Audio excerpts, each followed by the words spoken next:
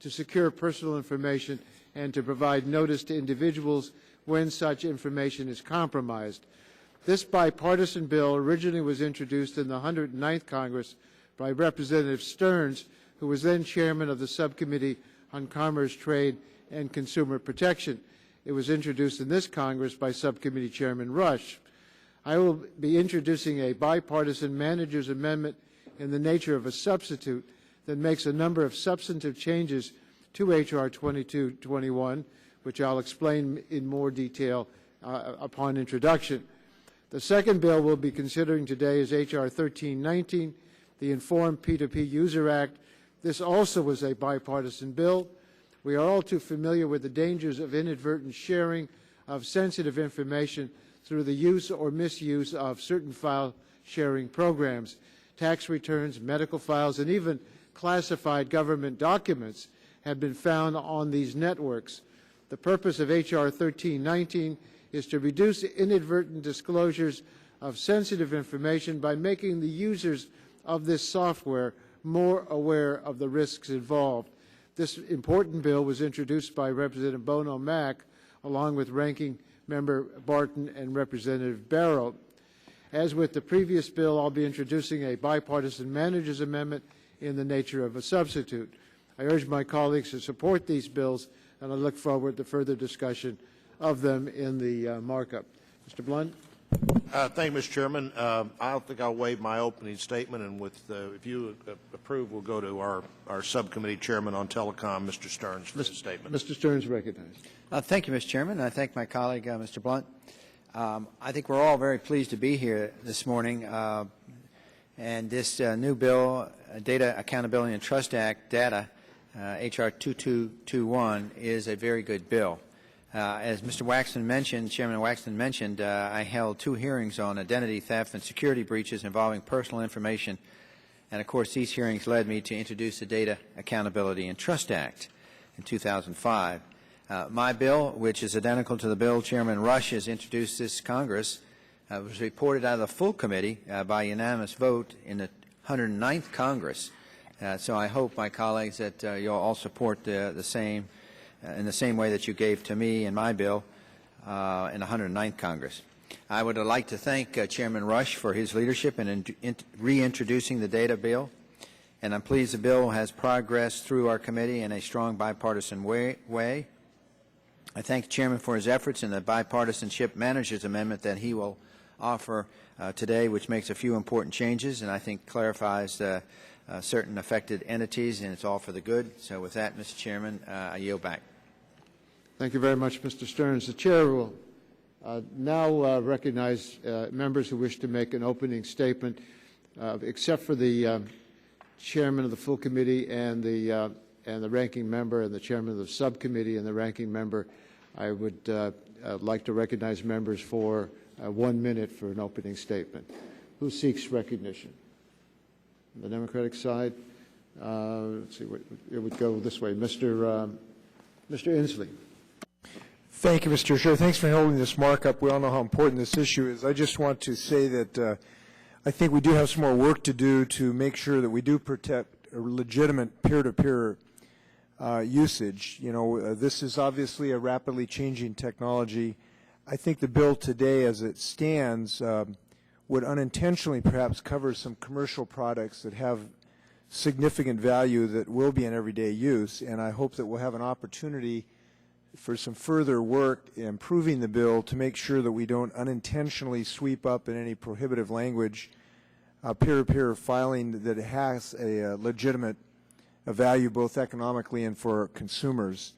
And I'll look forward to working with you, Mr. Chair, before we get to the floor to make those improvements. Thank you very much.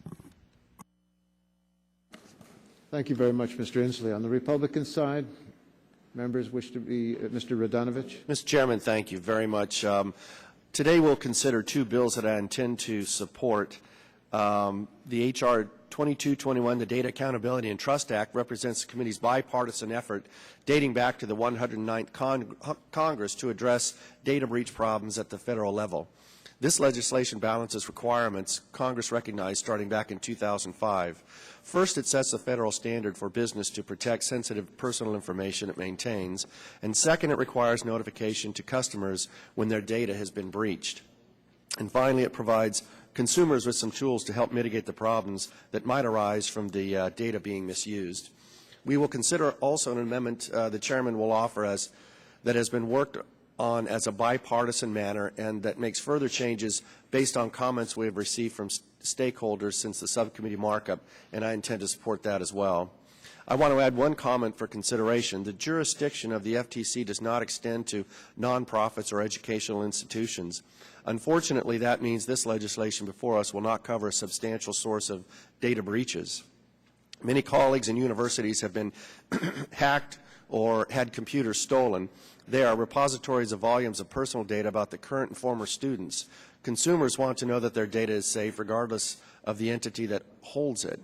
I hope that we can work with other committees toward filling the gap as this legislation moves forward.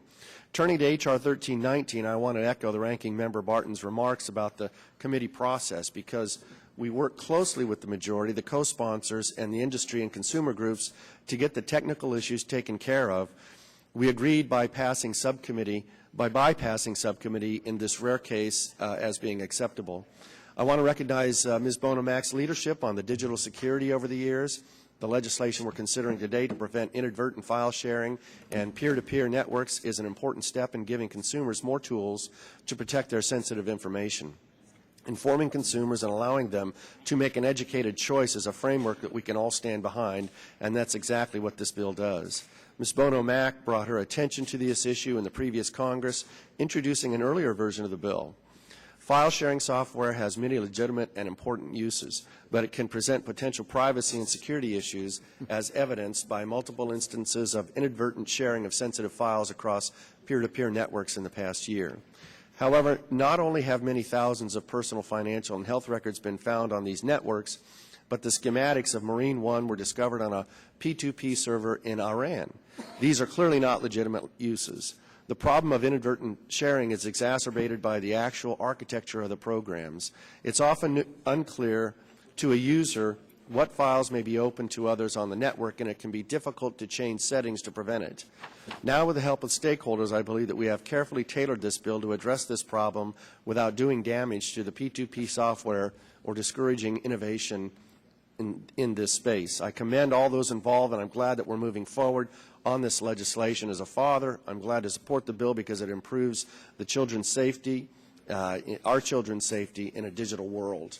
And finally, Mr. Chairman, I understand that the bill H.R. 2190, the Mercury Pollution Reductions Act, was pulled, and I appreciate the concern of the Chairman, but look forward to, we've got a number of amendments and such, look forward to further consideration on a markup down the road on this bill. Thank you, Mr. Chairman, and I yield back.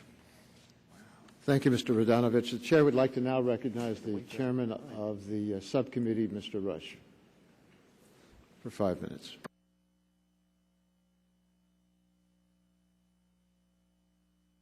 I want to thank you, Mr. Chairman. Today, the committee is considering two bills for markup, two of which were favorably voted out in the subcommittee on Commerce, Trade, and Consumer Protection on June 3, 2009. Each of these bills has been improved since subcommittee markup and introduction to better protect consumers, yet ensure that industry is not excessively regulated. Chairman Waxman's manager's amendment makes several changes to H.R. 2221 and to H.R. 1319 in the nature of a substitute. The first bill that we would take up is H.R. 2221, the Data Accountability and Trust Act. This new bill addresses data breaches by requiring entities holding personal information to adopt reasonable and appropriate security measures to protect that information, and for those covered entities to notify affected consumers in the event of a breach bearing, quote, any reasonable risk of theft, fraud, or other unlawful conduct, end of quote. First, the manager's amendment makes several deletions to requirements contained in the original bill. Specifically, the FTC no longer will be required to make additional findings in association with its rulemaking authority to prescribe standards for destroying paper documents containing personal information. Second, the amendment clarifies that Congress shall deem that covered entities which are subject to more strict or substantially similar federal data security statutes, such as the Graham-Leach-Bliley Act's Safeguards Rule and the Health Insurance Portability and Accountability Act, are in compliance with the amended bill's data protection and notification safeguards. Thirdly, the amendment clarifies that an exemption for fraud databases will be extended to data brokers. It also permits consumers to prohibit the use of their personal information for marketing purposes in select circumstances in lieu of access and dispute resolution. Fourth, the amendment will now impose on covered entities a 60-day consumer notification requirement following the discovery of a breach absent extraordinary circumstances. Fifth, the amendment expands consumers' options for redress in the event of a breach by affording consumers free credit monitoring or other services to provide misuse of personal information as an alternative to free credit reports. Sixth, the amendment vests authority in the FTC to determine over time which security technologies and methodologies would entitle covered entities using said technologies and methodologies to a rebuttal presumption, exempting them from Section 3 requirements to provide notification to consumers in the event of a breach. If the FTC or the state's attorney generals can show, however, that notwithstanding the adoption of such technology, there still is a reasonable risk of identity theft, fraud, or unlawful conduct following the data security breach, then the rebuttable presumption would fail. Seventh, the amendment clarifies that H.R. 2221 applies only to commercial entities that are subject to FTC jurisdiction, and that the civil penalties cap relating to state enforcement could not exceed $5 million per discrete violation. Eighth, the amendment preempts state data security and breach notification laws. Finally, the amendment adds a new definition in Section 6 of the bill for, quote, service provider, end of quote. It is important that these entities fitting under the definition would be exempt from the bill's Section 2 security practices and policy requirements, and from Section 3 consumer notification requirements. A service provider is defined as an entity that merely provides to a user transmission, routing, intermediate, and transit storage or connection to its system or network. Thank you, Mr. Chairman. I yield back the balance of my time. Thank you, Mr. Rush. On the Republican side, who seeks recognition for an opening statement? Ms. Bono-Mack. Thank you, Mr. Chairman. Before I discuss the Informed P2p User Act, I would like to thank Ranking Member Barton and Congressman Barrow for their willingness to work together on this project. Additionally, I would like to thank Legislative Counsel and committee staff, specifically Mark Roman and Will Carty, for their outstanding work on this bill. From the beginning, this has been a bipartisan bill, and their cooperation has been essential. The risks associated with file sharing programs have been widely reported by the media and thoroughly investigated by Congress. Previously, we have held hearings where stakeholders made promises, but the problem of inadvertent file sharing persists. Normally, I support offering industry the opportunity to self-regulate, but when it comes to entities such as LimeWire, who repeatedly and clearly disregard the consumer's interests, it's clear the time of self-regulation has passed. Today, by passing the Informed P2p User Act, we move closer to arming the consumer with the information to protect themselves. While drafting this bill, we sought to do three things. One, create a system where users of file-sharing programs are provided with conspicuous notice and forced to give consent prior to installation and activation of a file-sharing program. Two, require entities who market and develop file-sharing programs to make it reasonably simple to block or to remove these programs once installed. and 3, to not discourage the legitimate use of file sharing technology. With H.R. 1319, I believe we've accomplished these goals. My bill would require an easy-to-understand notice and consent rule for file sharing software. It is my belief that the consumer will make the best choice when provided with clear, easy-to-understand information. Additionally, my bill requires entities who distribute file-sharing programs to make it simple to prevent these file-sharing programs from being loaded onto their computers and also easy to remove after they are loaded onto a computer. Finally, H.R. 1319 exempts technologies like email, instant messaging, real-time audio or video communications, and real-time voice communications to ensure a narrow scope. Again, I would like to thank Chairman Waxman, Ranking Member Barton, Chairman Rush, and Ranking Member Radonovich for their leadership, and I encourage the passage of the Informed P2p User Act. Thank you, Mr. Chairman. I yield back the balance of my time. Thank you, Ms. Bono-Mack. Mr. Dingell? Thank you, Mr. Chairman. I note that we will concern ourselves today with two bills meant to improve consumer protection. This has long been a goal of the committee's work, and you are to be praised for carrying it forward. I wish to commend my dear friend Mr. Rush for his fine work on H.R. 2221, the Data Accountability and Trust Act. This important legislation requires the Federal Trade Commission to promulgate regulations for the improved protection of personal information. Countless stories of identity theft in the news reinforce the simple necessity of H.R. 2221. This is a good bill and will protect consumers and ensure information brokers are held to rigorous standards as stewards of personal information. This bill has my wholehearted support. The committee will also consider H.R. 1319, the Informed P2p User Act. I understand my colleague Ms. Bono-Mack's concern for preserving the individual's right to consent to sharing information stored on computer disks with others via peer-to-peer file sharing program. While I believe this bill would have been benefited by consideration by the Subcommittee on Commerce, Trade, and Consumer Protection, I applaud, however, its intent and plan to support it, and would dare say it would have some bearing on this consideration, on consideration of this committee of the subject of behavioral advertising. Finally, I'd like to comment briefly on H.R. 2190, which is not being called up this morning. I believe that it's important that we should reduce mercury emissions, particularly with regard to the nation's Great Lakes. I understand that the bill has been pulled, and I believe that this is a good idea. I understand my colleagues from Ohio and Georgia have legitimate concerns about the effect of this bill, and I believe the committee would want to inquire as to whether or not this legislation should be necessary or whether it should better be considered under either TSCA as it is or perhaps some other amendment of TSCA. In conclusion, I would note that both H.R. 2221 and H.R. 139 would expand the authority of the FTC.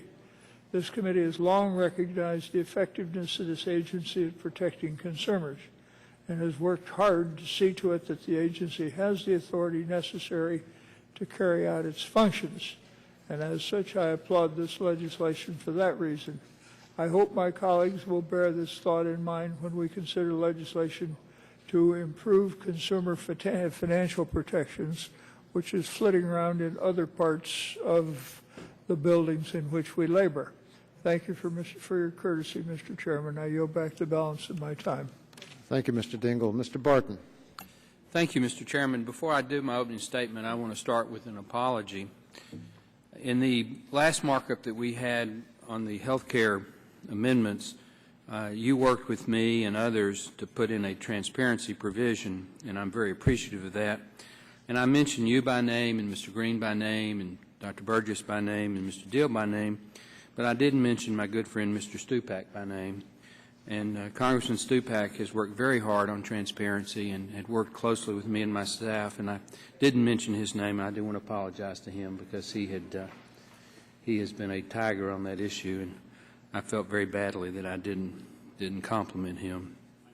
On this bill, or bills, Mr. Chairman, first let me compliment you for pulling the Mercury bill.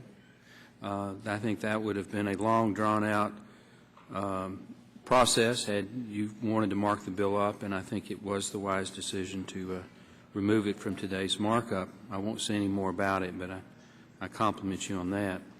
On the other two bills, we do have bipartisan cooperation. H.R. 2221 is known as the data bill. This is something that we consider in the committee in the 109th Congress. It's still timely because it addresses an important problem, the breach of personal information and notification of people who are affected so that they can take appropriate precautions. We've worked on this issue together in the past, and I'm pleased that the product before us today is a result of those bipartisan discussions in the past. As this bill moved through subcommittee, we did agree on a manager's mark containing several common sense amendments in response to legitimate stakeholder concerns. We also pledged to continue working on the provisions that required more attention. Today, we have a chairman's mark. It does represent further improvements based on our bipartisan work. I think this strengthens the bill. Despite the FTC's aggressive enforcement efforts and increased attention on safeguarding personal information, identity theft is still a serious threat. This legislation will help guard against criminals' malicious behavior. It establishes a national requirement for companies to maintain enhanced security of consumers' personal data.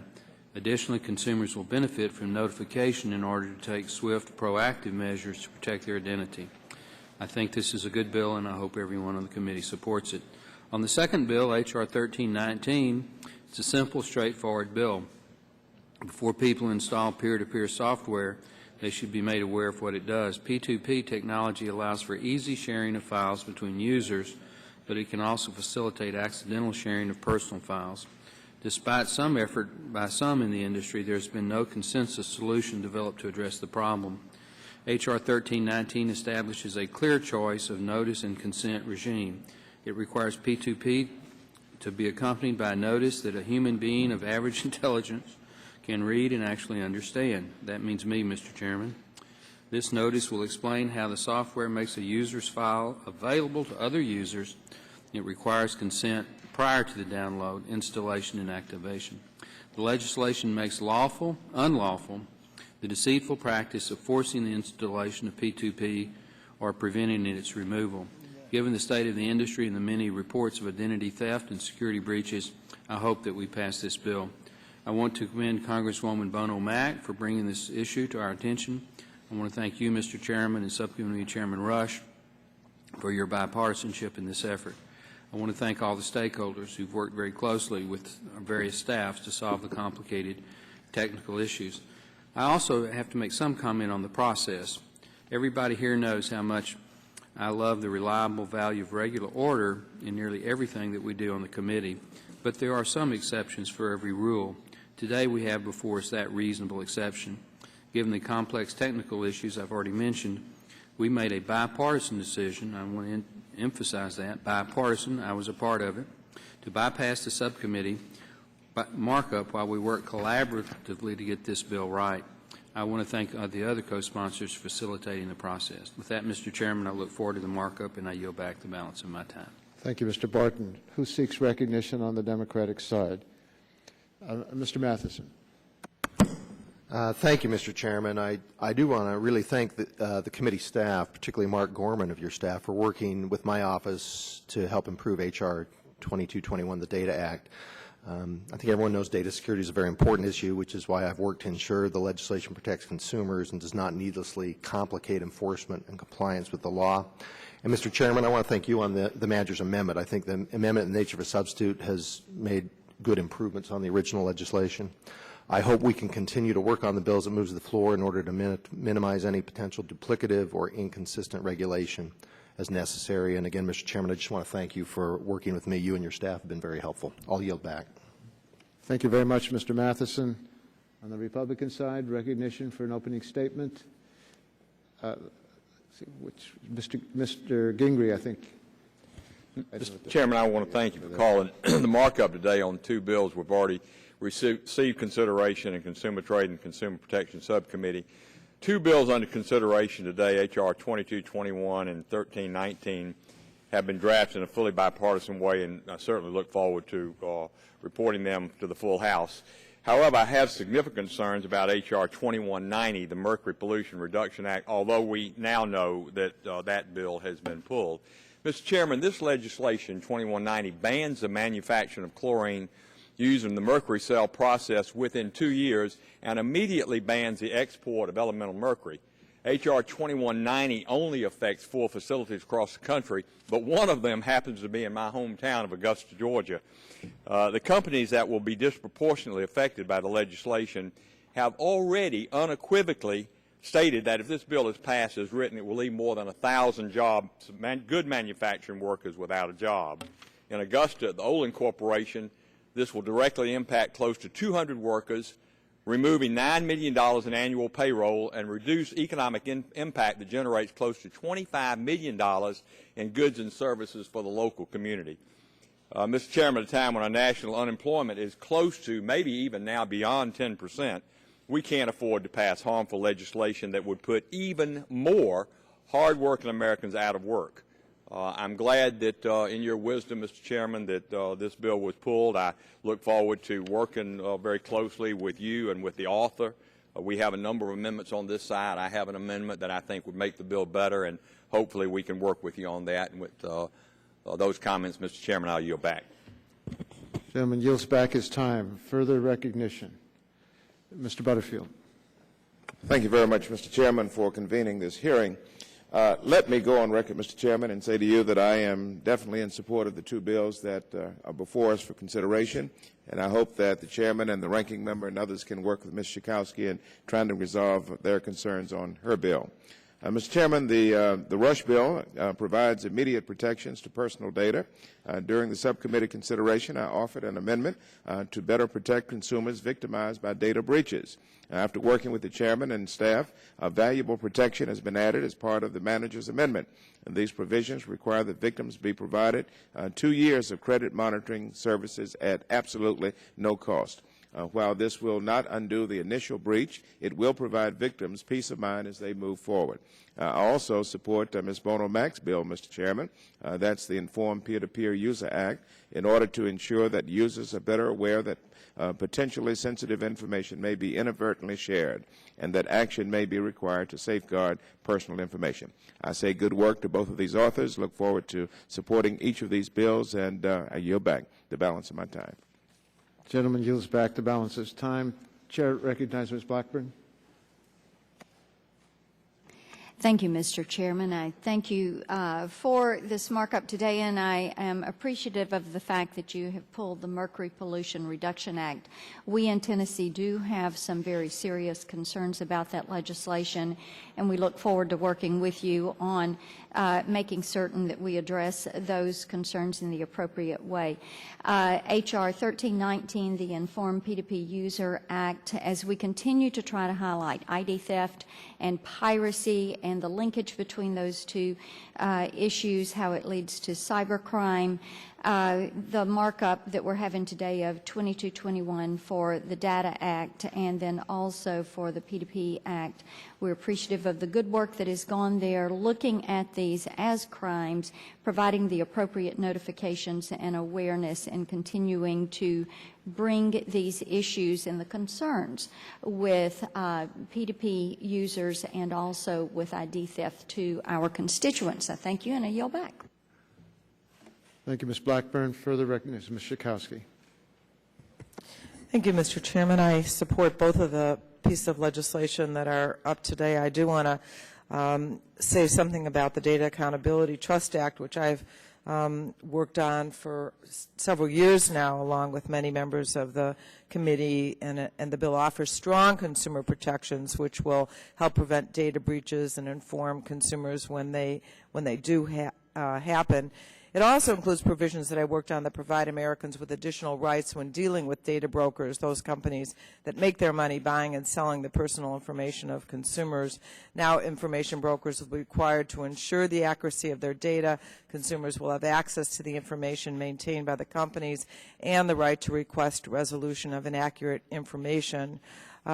Regarding H.R. 2190, which a number of members have referred to, the Mercury bill, I do look forward to working with my colleagues, but I do also want to remind them that we're talking about a very dangerous substance here, and the importance of acting on this cannot be overstated. So I look forward to making sure that in a couple of weeks now we will be able to consider and pass that legislation. Thank you, Mr. Chairman. I yield back. Thank you, Ms. Schakowsky. Further recognition, Republican side? If not, Democratic side, Mr. Barrow. Thank you, Mr. Chairman. I'm glad we're meeting today to mark up H.R. 1319, the Informed P2p User Act, which I co-sponsor with Congresswoman Bono Mack. This bill tackles the privacy and security risks that come with peer-to-peer file sharing programs. A lot of folks who connect to these networks don't even realize that the most personal and private files are visible to everyone else on the network at any time. They're posting their tax returns, financial records, and personal messages on the internet and don't even know it. I hope that our work on this committee will come up with a strategy to let folks know in a way they can understand when the information on their computers is at risk. We have truth in lending and truth in labeling. I think it's time we had truth in networking as well. I want to thank Congresswoman Bono Mack for allowing me to work with her on this legislation. I want to thank Chairman Waxman and Ranking Member Barton for bringing these issues to the forefront in our committee. And I also want to acknowledge the good work of my senior legislative assistant, Brandon Webb, on this legislation. Thank you, and I yield back. Thank you, Mr. Barrow. Any further opening statements? If not, by unanimous consent, all members may have an opportunity to insert in the record an opening statement. The chair calls up. Which one is it we go to first? The chair calls up H.R. 2221. Asks the clerk to report the bill. H.R. 2221, a bill to protect consumers by requiring reasonable security policies and procedures to protect computerized data containing personal information and to provide for nationwide notice in the event of a security breach. Without objection, the reading of the bill will be waived, and the chair recognizes himself to offer an amendment, manager's amendment to H.R. 2221.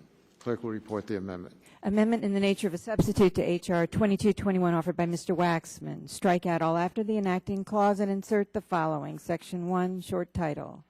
Without objection, that amendment will be considered as read. The chair recognizes himself. The bipartisan substitute amendment I'm offering incorporates the changes made at the subcommittee markup and further strengthens the bill. This amendment is a result of a cooperative process. Staff reached out to stakeholders and improved an already good piece of legislation. I'd like to thank members and staff from both sides of the aisle for their work on this bill. In particular, I'd like to thank Mr. Rush for his leadership and for introducing this critical piece of legislation.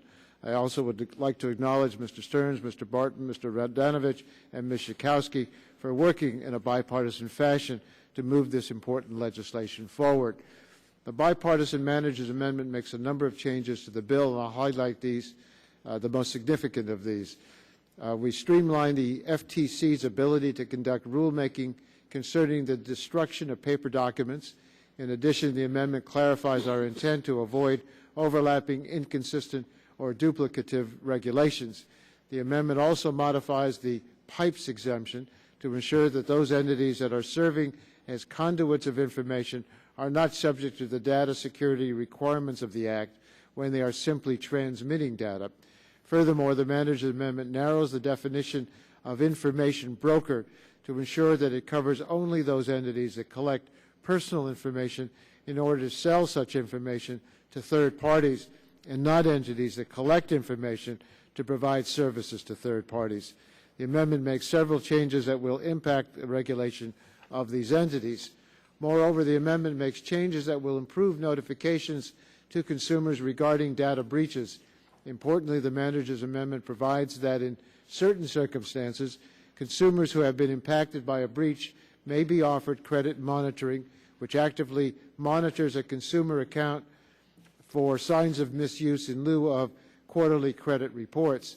This provision benefits consumers and businesses alike because not all breaches are the same and different remedies may be appropriate in different circumstances. I'd like to thank Mr. Butterfield for proposing this important provision and for his leadership on behalf of American consumers. This change will encourage innovation and competition and will ultimately provide better services for consumers whose information was compromised. Finally, the manager's amendment clarifies that the bill only applies to commercial entities subject to FTC jurisdiction. I urge my colleagues to support the manager's amendment in the nature of a substitute. And the Chair recognizes Mr. Barton. Well, thank you, Mr. Chairman. The minority also supports this bipartisan piece of legislation. The base bill is identical to the bill that passed this committee in the 109th Congress and did not get to the floor because of a jurisdictional dispute between this committee and the Financial Services Committee. I'm sure with your leadership we'll get over that hurdle and get the bill to the floor and hopefully get it to the Senate and have them pass it. The changes that you enumerated in the manager's amendment we all support. There was one change that I don't believe you mentioned. This does also, the manager's amendment does expand the accepted methods for protection of data to include encryption or other accepted technologies or methodologies. This is to provide a more technology-neutral approach. And the manager's amendment also clarifies that the civil penalties for each violation are capped at $5 million in total rather than per each prosecution per state. Mr. Chairman, we support the bill, we support the manager's amendment, and we look forward to passing this bill very quickly on a bipartisan basis. Thank you, Mr. Barton. Any member wish to be heard on the manager's amendment? If Ms. Eshoo. Thank you, Mr. Chairman, first of all, for bringing up these bills, and I look forward to the work that will continue on the one that's not being brought up today because it is an important one that we need to address. On the manager's amendment, first of all, I maintain the same reservations that I've expressed consistently since 2006. I, of course, support strongly the data security legislation, and I remain committed to protecting consumers and businesses from the harmful effects of data breaches. But when it comes to the safe harbor provision that encourages market-based incentives for the adoption of stronger security measures, and Mr. Barton just mentioned this, I think the legislation absolutely must be technology neutral. During our discussion and debate and taking up the bill on health information technology, I also pointed this out to a section that applied as it does in this legislation. And I think that we need to really stick to being technology neutral. Now, some may say, well, you're being picky, and what's in one word? Plenty. Plenty is in one word. The legislation is originally written exempted data that is unreadable or indecipherable, but not unusable. And unusable is the operative word. That one word omission means the difference between exclusivity using encryption technology or encouraging other equally efficient technologies that would serve the same purpose or even be more effective. So while the subcommittee mark and now the manager's amendment contains the word unusable, it does contain the word unusable. And so my point is that that still leaves encryption. So while I'm not going to offer an amendment on this, what I'd like to ask you, Mr. Chairman, is for your commitment that the report language will state that the legislation is not intended to suggest that encryption methods alone are capable of securing personal information, and that the FTC must consider all technologies on an equal basis for safe harbor protection. I think there's some confusion when the word encryption is used. I think people think that it's a very broad term. It actually is very specific. And so that's why I raised this, and I think that if you would consider doing that, that it would really straighten this area out. I think you raise an important point. We try to address that in the language, but I think a report language would clarify it even more. We'd be pleased to work with you on report language. Thank you very much, Mr. Chairman. I'll yield back. Any further discussion on the manager's amendment? Yes. Gentleman's recognized. Mr. Chairman, I just wonder if I might ask a question of counsel for clarification. Gentleman's recognized for 5 minutes. Counsel, on page 12 of both the underlying bill and the manager's amendment, the phrase is used, if the broker knew or should have known that the person to whom a request is made will obtain or attempt to obtain such information in a manner described in subparagraph A, which is a false or obtaining information in a false or fictitious manner. I'm just a little bit concerned about the vagueness of knew or should have known. Do we have any real-world applications? Are there other areas in other bills where this has proven to be useful use of phraseology, or is it something that we should perhaps look to tighten up as this moves through the process?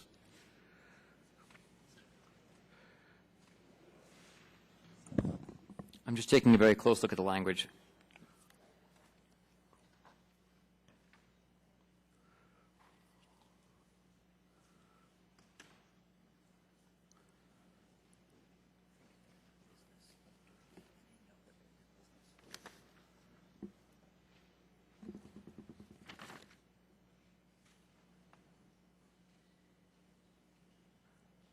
Well, Mr. Chairman, in the interest of time, I'm sorry, sir. What you might just is, if this is something we could look at as this thing moves forward in the process, I just want to be sure we're as precise as possible. And we all know when these things get to the various federal agencies and the rules are written, sometimes things can look different when they come back to us. So I'd just like to have some degree of certainty on this as we move forward. Well, I think that if the gentleman yield, I think you raised an important point, and let's continue to look at it. I think other statutes have used that language, but I think your point is that we don't want it to be too vague, and so let's review it as we move forward. All right. I'll yield back. Thank you, Mr. Chair. Further discussion of the manager's amendment? If not, the vote now comes on the manager's amendment. All those in favor say aye. Aye. Opposed, no. The manager's amendment is adopted. The motion now comes to us to order reported H.R. 2221 as amended with the usual instructions. All those in favor say aye. Aye. Opposed, no. The ayes have it, and the motion is agreed to. Chair now calls up H.R. 1319, the Informed P2p User Act. The clerk will report the bill. H.R. 1319, a bill to prevent the inadvertent disclosure of information on computers on a computer through the use of certain peer-to-peer file sharing software without first providing notice and obtaining consent from the owner or authorized user of the computer. Without objection, the bill will be considered as read. The chair recognizes himself to offer a manager's amendment. The clerk will report the manager's amendment. Amendment to the amendment in the nature of a substitute to H.R. 1319, offered by Mr. Waxman. Strike all after Without the enacting objection, clause that and amendment will insert. be considered as read. The bipartisan manager's amendment I'm offering to H.R. 1319 is a result of a cooperative process. Staff reached out to stakeholders and improved this important legislation by addressing several concerns. I would like to thank Representative Bono Mack, Barrow, and Barton for their leadership in raising awareness about the risks of file-sharing software and for introducing this legislation. I would also like to acknowledge the efforts of Chairman Rush and Ranking Member Radonovich. File-sharing software enables users to share files over the Internet by accessing each other's computer hard drives. Lawful applications of file-sharing technology provide enormous benefits to business, academia, and individuals. However, the use of certain file-sharing software presents significant risks for consumers through the inadvertent sharing of sensitive files. Inadvertent file sharing has led to countless sensitive documents being disclosed, including Social Security numbers, tax returns, health records, and even classified government documents. Inadvertent file sharing is not a new problem, and despite calls from Congress for the file sharing industry to clean up its act, the problem persists. The purpose of this bill is to reduce inadvertent disclosures of sensitive information by making users of file sharing programs more aware of the risks involved. In short, this bill is about notice and consent. The bill does not prohibit the use or distribution of file sharing programs, but requires that if such programs are distributed, they provide the user with clear and conspicuous notice that such programs will allow files to be shared. The program must then obtain the informed consent of the user for the installation. Notice must again be provided before the initial activation of the file sharing function of the program. The bill would be enforced by the FTC, and violations are subject to civil penalties. In response to concerns that the bill, as introduced, was overbroad, The manager's amendment narrows the definition of a covered file sharing program to avoid sweeping in legitimate technologies that are unrelated to the problem of inadvertent file sharing. The amendment also adds a new definition for covered entity that limits liability under the bill. Additionally, the manager's amendment provides FTC with a discretionary rulemaking authority and clarifies that the bill does not apply to the federal government. I urge my colleagues to support the manager's amendment in the nature of a substitute. And I wish to recognize Mr. Barton. Thank you, Mr. Chairman. I'm not going to take long because I want Congresswoman Bono Mack to have the ability to really go into the bill in depth if she wishes to do so. Suffice it to say that this is a good piece of work. I want to commend you and Mr. Rush for bringing it to the committee. I also want to thank Congressman Barrow of Georgia for his co-authorship with Mrs. Bono Mack, and of course thank Mary for all that she's done on this for the number of years that she's worked on it. I think this is a good bill. I think it needs to be passed. This P2p software is benign if used properly, but it can be very dangerous if used improperly. So with that, Mr. Chairman, I support the bill and I support the manager's substitute and would yield back. Who seeks recognition on the manager's amendment? Mr. Chairman. Mr. Rush. Mr. Chairman, I want to also commend you and Ranking Member Barton, Ms. Bono Mack, and Mr. Barrow for the outstanding work on this bill. Mr. Chairman, I just want to, and I'll be quite brief, I just want to say that normally we would prefer to examine and mark up a bill in the subcommittee before advancing it to the full committee. But in this instance, Mr. Chairman, both parties consented to bypass the subcommittee markup and to work diligently on a bipartisan basis. And you've already outlined the bill and how important this bill is. With that, Mr. Chairman, I'll yield back the balance of my time. Thank you, Mr. Rush. Further recognition? Mr. Doyle? Mr. Chairman, I would like to engage in a colloquy with you.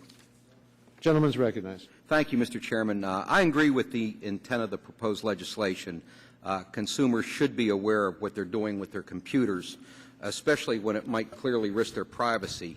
And I want to acknowledge the efforts of you and Mr. Barton, Mr. Barrow, and Ms. Bono Mack, and the committee staff to respond to the concerns of stakeholders that H.R. 1319 is overbroad and sweeps in legitimate technologies unrelated to the problems this bill seeks to address. I am concerned that despite these efforts, the bill still needs some additional tweaking. I'm worried that an overbroad definition of file sharing program could result in over-notification to consumers and cause consumers to ignore notices because they appear so frequently. It's my hope that as we move the bill to the floor, the definition of covered file sharing program can be reviewed to determine if it should be narrowed further. The gentleman would yield. I thank you for your comments on H.R. 1319, and I understand and appreciate your concerns. Since the legislative hearing on H.R. 1319, staffs from both sides of the aisle have been working in a fully bipartisan fashion with stakeholders to narrow the scope and breadth of the bill. Our staff has made tremendous progress on this front. The extensive changes in the manager's amendment are evidence of this progress and the committee's attempt to accommodate stakeholders' concerns. There is no policy disagreement here. We do not want to sweep in technologies that are unrelated to the problem this bill is intended to address, the inadvertent sharing of files. To the extent that the definition of covered file sharing program may continue to be overbroad and capture legitimate technologies, we want to work with you to address that concern.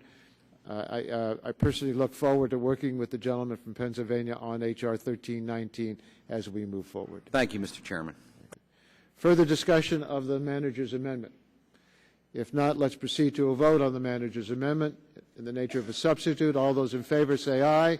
Aye. Opposed, no. The ayes have it, and the amendment is agreed to. The vote now comes on reporting H.R. 1319. Mr. Chairman? As amended. Mr. Chairman? Yes, Mr. Barton. I don't think there are amendments, but we should give members an opportunity to offer amendments. Gentleman is correct. Before we go to final passage. Okay. Gentleman is correct. The Chair did not know of any amendment, but the gentleman's right in suggesting that this is an opportunity for members, should they have any, to offer those amendments to this legislation. Are there further amendments to H.R. 1319? Good thing there aren't, because we just adopted the substitute, but that means we can move forward to report H.R. 1319 as amended with the usual instructions. All in favor of that motion say aye. Aye. Aye. Opposed, no. The ayes have it, and the amendments agreed to. That concludes our markup for today. Yeah, I should have said that. I'm going to go grab Michelle real quick.